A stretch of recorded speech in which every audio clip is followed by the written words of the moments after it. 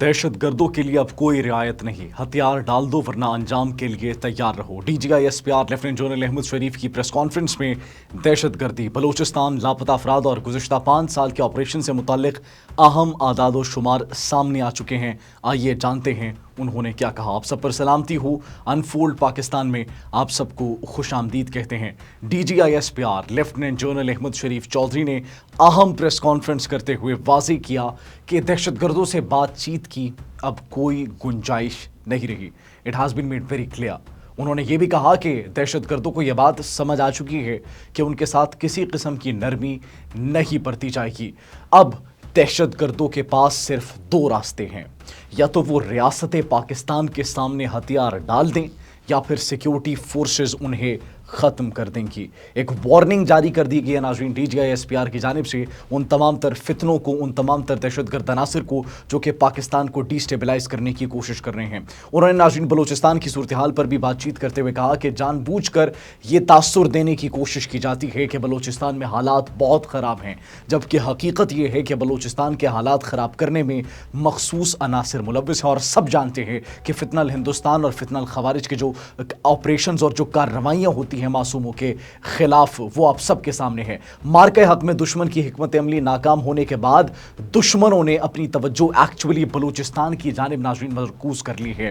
अहमद शरीफ चौधरी ने लापता अफराद के मामले पर भी सारे ख्याल करते हुए कहा कि मस्तूंग, खुजदार और दीगर इलाकों में जिन अफराद को लापता करार दिया जाता है उनमें से मुतादिद दहशतगर्दी की कार्रवाइयों में मुलव्वस पाए गए, जबकि ऑपरेशंस के दौरान हलाक होने वाले हमरावरों में भी अक्सर ऐसे अफराद शामिल होते हैं जिन्हें लापता अफराद की फहरिस्त में शामिल कर दिया जाता है।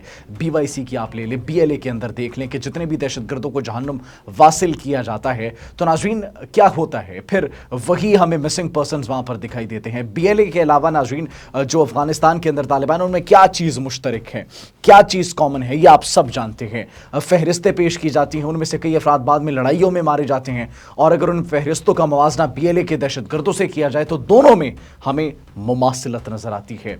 प्रेस कॉन्फ्रेंस के दौरान उन्होंने दहशतगर्दी के खिलाफ जारी कार्रवाइयों के आदाद शुमार भी नाज़रीन पेश किए। जो इस वक्त ऑपरेशंस जारी हैं इन तमाम तर फितनों को एलिमिनेट करने के लिए DGI-SPR की जानिब से गुज़श्ता 5 साल के दौरान इंसदाद दहशतगर्दी के लिए मजमूई तौर पर 40,348 इंटेलिजेंस बेस्ड ऑपरेशंस उन्होंने इसका जिक्र किया, जिनमें 2,084 दहशतगर्द उनको जहन्नुम वासिल किया गया। इनमें से 31,080 ऑपरेशंस बलूचिस्तान में, 7,177 खैबर पख्तूनख्वा में, जबकि 2,091 इंटेलिजेंस बेस्ड ऑपरेशंस पाकिस्तान के दीगर इलाकों में किए गए।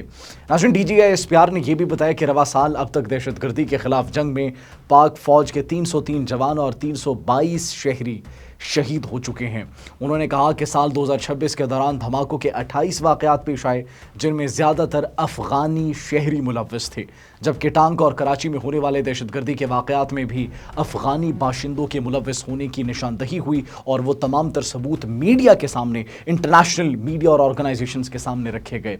फिर उन्होंने ये भी कहा कि पाकिस्तान में आइन और कानून सब के लिए यकसा है और तमाम मामलात को आइन और कानून के मुताबिक ही देखा जाएगा। नाज़रीन ये वो तमाम तर हक़ाइक़ थे जो कि DGI-SPR लेफ्टिनेंट जनरल अहमद शरीफ चौधरी की जानिब से प्रेस कॉन्फ्रेंस के दौरान पेश किए गए। उन्होंने वो जो मिसिंग पर्सनस का एक राग अलापते हैं उस हवाले से भी बड़ी क्लैरिफिकेशन की, क्योंकि जिन मिसिंग पर्सनस का जिक्र किया जा रहा होता है, जिनके लिए धरने दिए जा रहे होते हैं, ये हक़ाइक़ के साथ उन्होंने कहा कि BLA के अंदर मुलव्वस जब बाशिंदों को, उन कारिंदों को जहन्नुम वासिल किया जाता है तो पता लगता है कि ये तो वो मिसिंग पर्सन है जिसके लिए एहतजाज किया जा रहा था। यही नाज़रीन वो तमाम तर हक़ाइक़ थे जो कि मीडिया के सामने रखे गए। फिर अफ़गानिस्तान से जो दहशतगर्दी है उनका जो नेक्सस है उसको भी एक्सपोज किया गया। आप क्या सोचते हैं नाज़रीन इस प्रेस कॉन्फ्रेंस के हवाले से जो हक़ाइक़ पेश किए गए? कमेंट सेक्शन में अपनी कीमती राय से ज़रूर आगाह कीजिएगा। मुझे इजाज़त दीजिए। अल्लाह निगहबान।